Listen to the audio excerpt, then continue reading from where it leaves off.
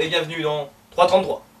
Aujourd'hui, je vais vous parler d'un super-héros italien qui aurait dû être le concurrent direct de Superman, mais qui s'est fait écraser. Ce super-héros, c'est l'Homme Puma. On accuse souvent les Américains de reprendre des films étrangers, mais faut savoir qu'il y a d'autres pays qui reprennent des films qui ont super bien marché pour en refaire des grosses daubes ou alors des genres de sous-marques. Ouais, parce que là c'est vraiment une sous-marque, hein. Le héros au début se rend bien compte qu'il a des super pouvoirs grâce à un Indien. Un Indien italien, ouais.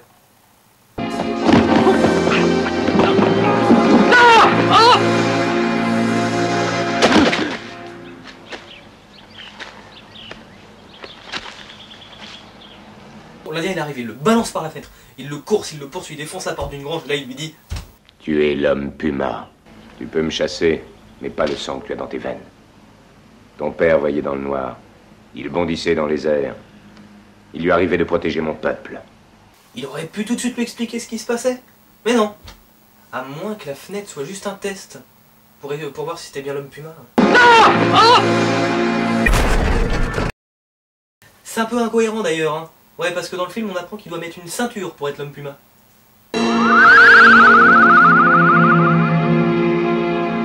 Vous trouvez vraiment que ça ressemble à un puma? Ah, franchement, moi quand j'ai vu l'Homme Puma, je m'attendais vraiment pas à ça.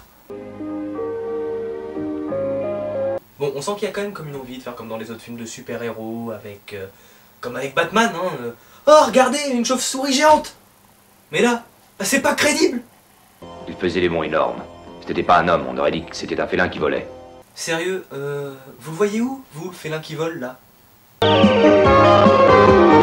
Et donc, notre homme Puma est doté de pouvoirs divins pour aider son copain l'Indien à retrouver un masque magique.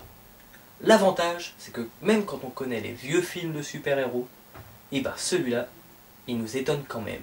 Tu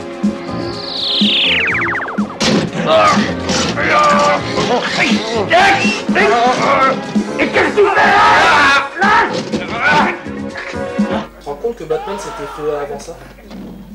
C'est la classe, Batman. Ah ouais, je l'ai toujours dit. Mais à la longue, les trucages, le montage purement années 70, enfin années 70 sans moyens, ne nous surprend même plus. Par contre, d'autres scènes peuvent surprendre, par des petits détails. Écoutez. Arrive. Lâche-moi. Non, non. Attends, il est en train de l'interroger là, ça être une scène de suspense. Ouais. Pourquoi c'est pas crédible?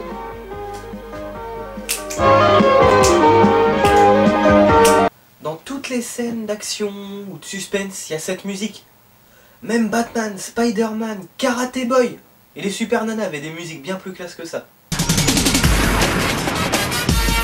Homme Puma, c'est un film que fait pour se marrer, ou pour se rendre compte que pour l'époque, il y avait des films de super-héros bien plus remarquables que ça.